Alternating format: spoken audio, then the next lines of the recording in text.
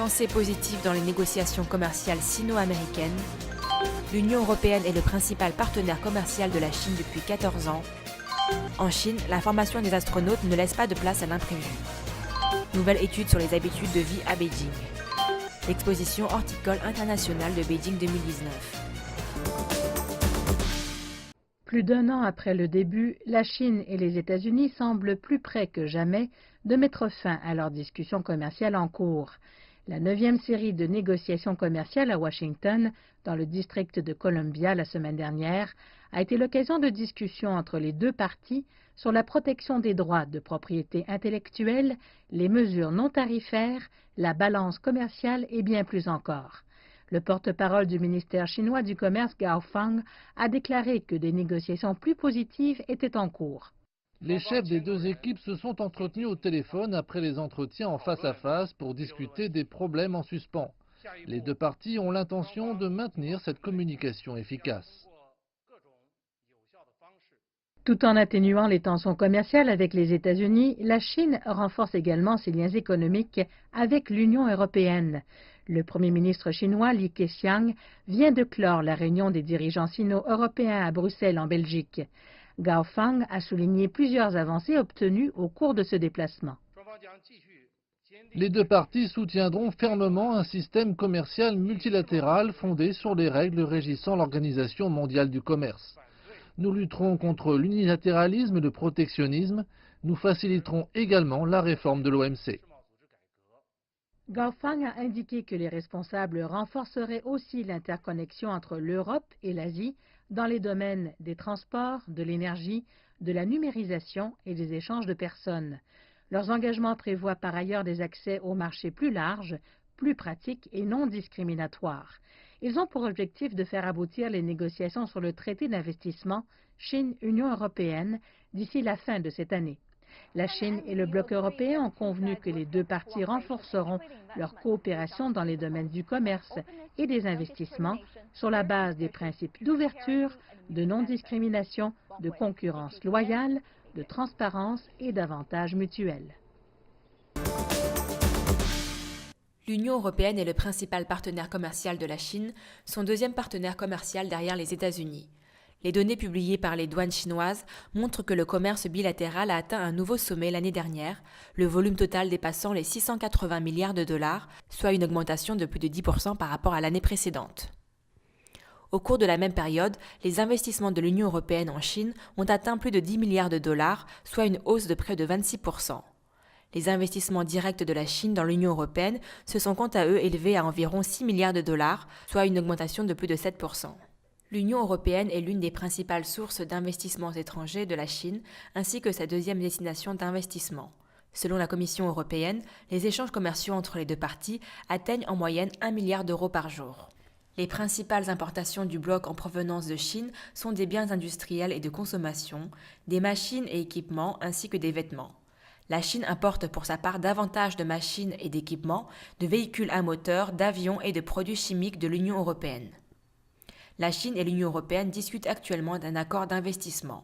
L'objectif est de fournir aux investisseurs des deux côtés un accès prévisible et à long terme au marché des uns et des autres, ainsi que de protéger leurs investissements. Le président chinois Xi Jinping a effectué ses premières visites à l'étranger cette année, en Italie, à Monaco et en France, et au cours de son voyage, il a exhorté les deux parties à accélérer les négociations en ce sens. Voyager dans l'espace peut sembler amusant, mais préparer un tel voyage reste très difficile. En Chine, ces taïkonautes font actuellement de délicats exercices. La formation sous-marine, les tests d'écoute, la formation aux impacts d'atterrissage et la formation aux vibrations ne sont que quelques exemples des projets rigoureux qu'ils doivent mener à bien. Les responsables affirment que dans ce domaine, les économies n'ont pas lieu d'être. Nous prévoyons de sélectionner le nouvel équipage cette année. Il y aura 3 taïkonautes sélectionnés au sein des 2 groupes existants d'astronautes chinois. On compte 16 taïkonautes actifs dans les 2 groupes actuels. Seuls 3 seront sélectionnés pour participer à la première mission de station spatiale habitée. Les missions spatiales habitées peuvent être imprévisibles. Outre les entraînements en salle, les astronautes chinois doivent également participer à des exercices en plein air, notamment des exercices dans le désert et des cours de survie en mer, qui devraient permettre aux astronautes de se préparer à toute éventualité. Les personnes choisies doivent répondre à des exigences physiques et mentales fondamentales, mais selon Huang Weifeng, l'une des composantes les plus critiques est leur capacité de connaissance intersectorielle. Comme il y aura diverses expériences spatiales, notamment médicales, biologiques et techniques, ces daïgonautes doivent maîtriser le plus de connaissances possible. Et comme la mission de ces astronautes dans une station spatiale sera d'au moins 3 mois, ils doivent également pouvoir résoudre davantage de situations d'urgence. Après plusieurs années de recherche et de formation, la Chine est devenue le 3e pays du monde à développer de manière indépendante ses propres astronautes. À mesure que nos futures missions spatiales se développent, nous pouvons même aider à former et à développer les astronautes d'autres pays. Je pense que la coopération internationale en matière de formation et de sélection des astronautes sera renforcée. La Chine envisage d'assembler sa station spatiale habitée l'année prochaine, une station qui devrait devenir pleinement opérationnelle vers 2022. Une étude élaborée par le Bureau national des statistiques a dressé un tableau des résidents dans la capitale qui montre que leurs horaires de travail deviennent plus longs, que leur temps de déplacement pour aller au travail reste stable et que leur temps passé en ligne augmente considérablement par rapport à il y a 10 ans. Suivant le premier sondage sur l'emploi du temps de 2008, le deuxième fait en mai 2018 a enregistré les données des personnes interrogées sur plus de 24 heures afin de comprendre leur santé physique et mentale ainsi que leur qualité de vie. Le sondage a interrogé 4238 personnes dans 1700 ménages dans toute la ville, dont la majorité est constituée de résidents permanents âgés d'au moins 15 ans. Le résultat a montré que les horaires de travail quotidiens sont de 8 heures et 34 minutes en moyenne, en augmentation de 56 minutes par rapport à 2008. Le temps pour aller au travail est d'1 heure et 29 minutes, exactement le même que les données de 2008, grâce à un réseau de transport en croissance constante. Les heures de travail pour 3 groupes d'âge, de 15 à 39 ans, de 40 à 64 ans et plus de 65 ans sont respectivement de 10 heures, de 8 heures et 5 minutes et de 5 heures et 48 minutes. La durée moyenne du travail des hommes est de 8 heures et 58 minutes, tandis que celle des femmes est de 8 heures et 1 minute, soit environ 57 minutes de moins. Selon le sondage, les hommes passent 1 heure et 50 minutes par jour à faire des tâches ménagères, soit bien moins que les 3 heures et 48 minutes des femmes. Selon le sondage, seuls 52,69% des hommes en font, contre 82,08% pour les femmes.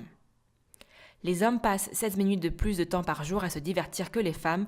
Regarder la télévision reste l'activité de divertissement la plus populaire pour les deux sexes, avec une moyenne de 65%. Au cours des 10 années précédentes, le temps passé en ligne a augmenté considérablement et l'Internet mobile est devenu le moyen principal d'accès. Le temps quotidien passé sur Internet des résidents de Beijing a augmenté de 25 minutes en 2008, passant à 3 heures et 6 minutes en 2018. Après 2 ans de construction, les pavillons, les infrastructures ainsi que le théâtre et les bâtiments de la zone publique de l'Expo de Beijing sont terminés. Le travail de plantation devrait être terminé mi-avril et l'agencement des pavillons est sur le point d'être finalisé. Le travail de préparation pour l'Expo de Beijing suit son cours. La construction des principaux halles d'exposition est terminée et l'agencement de l'exposition s'accélère. Les répétitions et les tests se tiendront à la prochaine étape.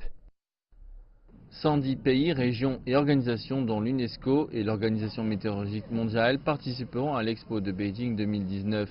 Dans la zone destinée à l'exposition mondiale, 41 parcs sont en construction. Les travailleurs internationaux font également des heures supplémentaires maintenant pour espérer finir tous les agencements de l'exposition avant la cérémonie d'ouverture. Les provinces, municipalités et régions autonomes chinoises ainsi que les entreprises ont terminé plus de 90% de l'arrangement floral et du design de leur parc afin d'accueillir les visiteurs avec des jardins fleuris. C'est la deuxième fois que le gouvernement chinois accueille l'exposition horticole internationale. La première fois était en 1999 à Kunming, le chef-lieu de la province du Yunnan, dans le sud-ouest de la Chine.